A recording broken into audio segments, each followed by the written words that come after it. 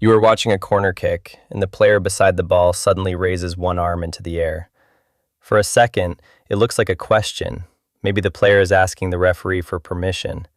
Maybe the player is warning everyone that the kick is about to happen. But the referee does not answer.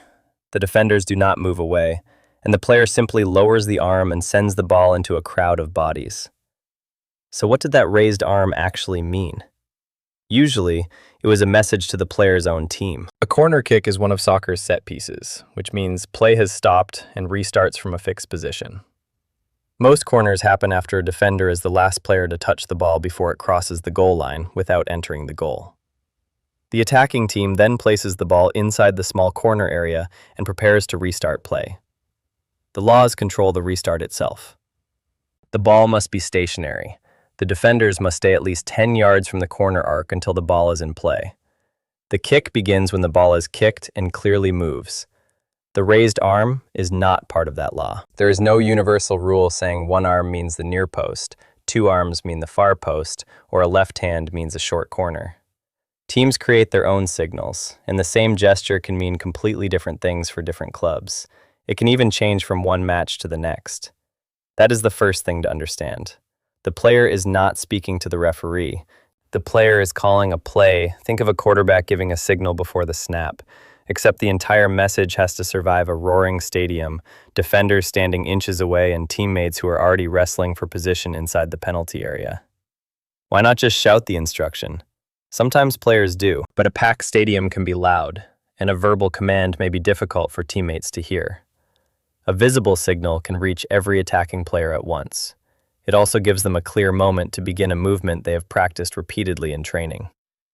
That timing matters because a good corner is not just a cross aimed somewhere near the goal. It is a coordinated sequence. One attacker may sprint toward the near post, which is the goal post closest to the corner taker. Another may begin near the goalkeeper and peel toward the far post. A third may stay near the penalty spot, waiting for a loose ball or a headed pass. Someone else may run away from goal. That sounds strange, but the movement can pull a defender out of an important space. The runner may never receive the ball. The job is simply to create a gap for a teammate. How do all those movements begin at the same time? The arm can be the trigger. The moment it rises, one player may step forward. When it drops, another may start a curved run. When the taker begins the run-up, the main target may accelerate into the space that has just opened. To a casual viewer, everyone appears to be running randomly. To the attacking team, each run may have a specific purpose. This is why the signal does not always identify where the ball will go. It may identify which routine will be used. It may tell the players when to move. It may remind them which attacker is the primary target. It can also communicate the type of delivery. An in-swinging corner curves toward the goal as it travels. An out-swinging corner bends away from the goal. A driven corner travels with more speed in a flatter path, while a lofted corner rises higher and gives players more time to challenge for it. The arm signal might separate one of those options from another, but there is no public dictionary. One team could use one raised arm for a fastball toward the front of the 6-yard box, the small rectangle directly in front of goal. Another could use the same gesture for a deep cross beyond the far post. A third could use it only as a timing signal, with the actual target decided by the kicker after looking at the defense. What about two raised arms? The answer is the same. It means whatever that team has agreed it means. That is why commentators are sometimes cautious when they describe the gesture. They may guess that the signal indicates a near post or far post delivery, especially if a team repeats the same pattern. But unless the routine is known, the signal alone does not prove the destination. There is another problem. The defenders can see it too. If the gesture reveals the plan, why would an attacking team use it in public? Because the signal is often more useful as coordination than as secrecy. A defender may know that the ball is probably heading toward the near post and still fail to stop it. The attacker can begin moving first, use a curved run, change speed, or arrive from a blind side. The delivery can be too accurate, the jump can be better timed, or the first touch can redirect the ball into a new area. Knowing what may happen is not the same as preventing it. Teams can also disguise the message. The obvious raised arm may be a decoy. The real instruction could come from the number of steps in the kicker's run-up, the position of a teammate near the ball, a finger gesture, a spoken code word, or even the way the ball is placed. A team can show the same signal several times and run different variations from it. The first corner may be crossed directly into the crowded goal area. The second may begin with the same arm signal but become a short corner, where the taker passes to a nearby teammate instead of crossing immediately. The third may be played backward to a player waiting outside the penalty area. The defense now has to hesitate. Should everyone protect the goal? Should one defender rush toward the short option? Should another step out to cover the player waiting for a shot? That moment of uncertainty can be the entire point. A corner creates a rare situation in which the attacking team can organize many players close to goal before the ball moves. It can rehearse exact starting positions, exact runs, and exact delivery zones. The defense has time to organize too, but it must react to the attacker's movement while also watching the ball. Some defenses mark player to player. That means each defender follows a particular attacker. Others defend zones, meaning players protect spaces such as the near post, the central goal area, or the far side. Many teams combine both methods, assigning some defenders to areas and others to dangerous opponents. The attacking signal helps decide how to challenge that structure. Against player-to-player marking, attackers may cross paths, change direction, or bunch together before separating. This can make defenders collide, lose contact, or follow the wrong runner. Against zonal defending, attackers may overload one small area by sending several runners toward it at once. The word overload simply means creating a temporary numbers advantage in one place. If 3 attackers charge a zone protected by 2 defenders, the ball does not need to find a completely unmarked player. It only needs to create one contest that favors the attacking side. The raised arm can start that entire chain. It can also help the corner taker.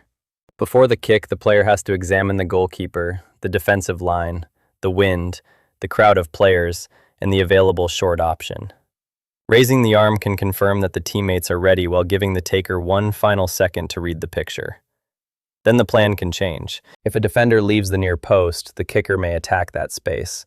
If 2 defenders move toward the short option, the cross may go into a goal area with fewer bodies.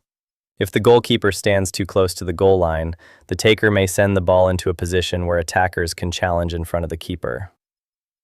The signal announces the routine. The final decision can still depend on what the kicker sees. There is also a small rule detail that makes corner routines especially dangerous. An attacker cannot be penalized for receiving the ball directly from a corner kick while standing in what would normally look like an offside position.